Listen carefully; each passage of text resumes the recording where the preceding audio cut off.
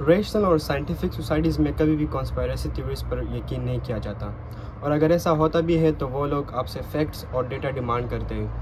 اس کے لیے پھر باقاعدہ کمیشنز اور کمیٹیز بنتے ہیں تاکہ وہ انویسٹیگیٹ کریں کہ کیا سچ میں بھی کوئی کانسپائریسی ہوئی ہے یا نہیں۔ لیکن چونکہ پاکستان میں اس وقت 62% لٹریسی ریٹ ہے، اور جس کا مطلب ہے کہ 38% جو آبادی ہے وہ ابھی بھی الٹریٹ ہے، اور سوچنے سمجھنے کی کوئی صلاحیت نہیں رکھتے۔ شہباز شریف جب پرائم منسٹر بنے اور وہ اسمبلی میں آئے، اگر آپ ان کی پہلی سپیچ میں دیکھیں تو وہ کہتے ہیں کہ اگر یہ سچ ثابت ہوتا ہے کہ کوئی کانسپائریسی ہوئی ہے تو میں اسی وقت استعفیٰ دے دوں گا،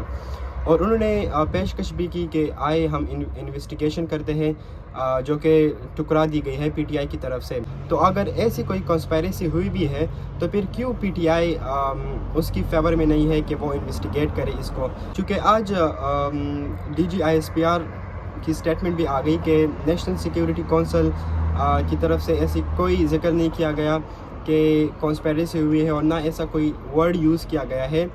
وہ کہتے ہیں نا کہ national politics and elections are dominated by emotions, تو جو بھی سیاسی حکمران عوام کی ایموشنز کے ساتھ اچھا کھیلے گا وہی کامیاب ہوگا۔ اب اگر ہم امریکن انٹرونشن کی بات کریں کہ وہ کیوں پاکستان کی سیاست میں انٹرونشن کر رہا ہے، تو بات بہت سمپل ہے کہ امریکہ آپ کو ہمیشہ ڈکٹیٹ کرتا آ رہا ہے۔ وہ چاہے اگر سوویت یونین جنگ ہو افغانستان میں تب بھی ضیاء الحق نے ان کو سپورٹ کیا، وہ اگر 9/11 کے بعد جو so called war on terror ہو تب بھی امریکہ نے ڈکٹیٹ کیا مشرف کو، اور مشرف صاحب نے پھر پارٹیسپیٹ کیا امریکہ کی جنگ میں۔ اب اگر وہ آپ سے یہ تو ڈپلومیٹک چینلز آپ سے یہ منوانا چاہ رہے ہیں کہ آپ امریکہ کی سٹانس کو سپورٹ کریں رشین ایگریشن کے خلاف، تو پھر آپ کیوں اس کو کانسپائریسی کا رنگ دیتے ہیں؟ تو بات صرف اتنی ہے کہ آپ کو کانسپائریسی کا نام نہیں دینا چاہیے ایک ڈپلومیٹک لیٹر کو۔ دوسرا، جو آپ کو مذہب سے اتنا زیادہ پیار ہو گیا ہے ان دنوں، تو وہ بھی ایک فیکٹ آپ کو میں بتاتا چلوں کہ جب فرینچ ایمبیسڈر کو نکالنے کی باتیں کی جا رہی تھی، اور آپ نے ایک ایگریمنٹ بھی کیا تھا تحریک لبیک والوں کے ساتھ کہ آپ فرینچ ایمبیسڈر کو ایکسپیل کرو گے، نکالو گے ان کو فرانس، جب ہم فرانس کے ایمبیسڈر کو واپس بھیج کے تعلقات توڑیں گے ان سے، اس کا مطلب کہ یورپین یونین سے ہم تعلقات توڑیں گے۔ جو ہماری آدھی ٹیکسٹائل کی ایکسپورٹس ہیں وہ یورپین یونین میں جاتی ہے، تو اس کا مطلب آدھی ہماری ٹیکسٹائل ایکسپورٹس وہیں ختم ہو گئی، اس کا مطلب بے روزگاری۔ تو آپ اسکرین پہ آتے اور یہ اسپیچ دیتے کہ آپ کی 50 سے زیادہ فیصد جو ایکسپورٹس ہے وہ یورپین یونین کو ہے، تب آپ کو ریلیجن ایک سیکنڈری آپشن لگا، اور اکنامک انٹرسٹ اور جو مفادات ہے وہ آپ کو پرائمری انٹرسٹ دکھے۔ آج آپ شہباز شریف کی سٹیٹمنٹ کو لے کے بہت زیادہ پولیٹیکل فیم حاصل کر رہے ہو کہ beggars can not be choosers. Recent جو آپ کی سپیچز ہیں ان میں آپ ریلیجن کو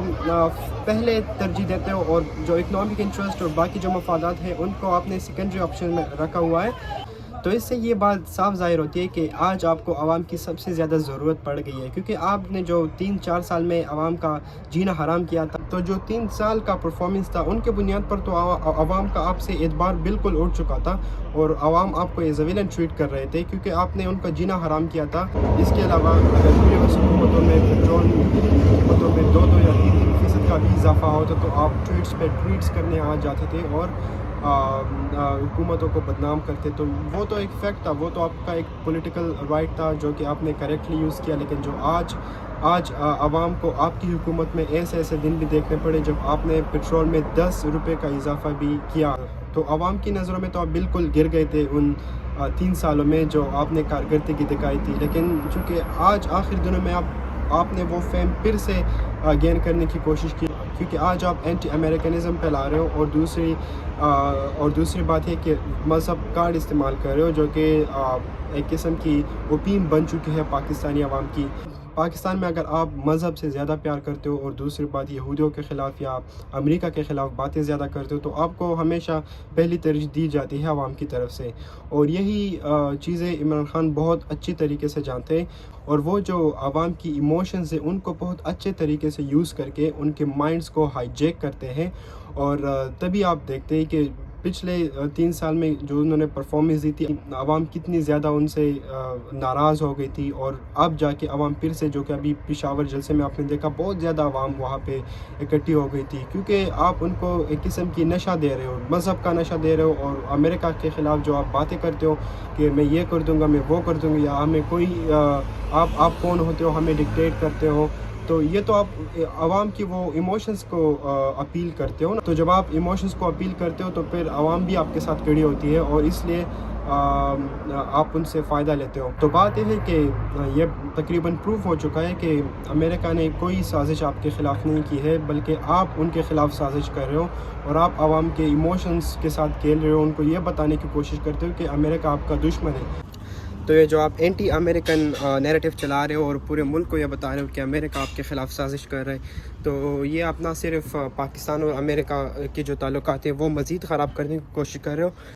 بلکہ جو پاکستان آرمی ہے اور ان کی لانگ سٹینڈنگ ملٹری ریلیشن شپ ہے ود امریکہ، اس کو بھی آپ نقصان پہنچا رہے ہو. بے شک کہ امریکہ ان دنوں پاکستان کی کوئی ملٹری ہیلپ نہیں کرتا، پھر بھی ہم اس فیکٹ کو کبھی بھی ڈینائی نہیں کر سکتے کہ امریکہ وہ واحد ملک ہے جو آپ کو ہمیشہ اکنامک دلدل سے نکال سکتے، اکنامک کرائسس سے نکال سکتا ہے اور ملٹری آپ کی ہمیشہ مدد کر سکتا ہے. لیکن ایسے اینٹی امریکن سینٹیمنٹ سے ملک کو انتہائی نقصان ہوگا اور اس کا اثر جو ہے پھر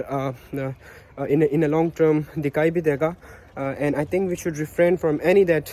thing which is harmful for our country. And just for the sake of political vote bank, I think we should not jeopardize our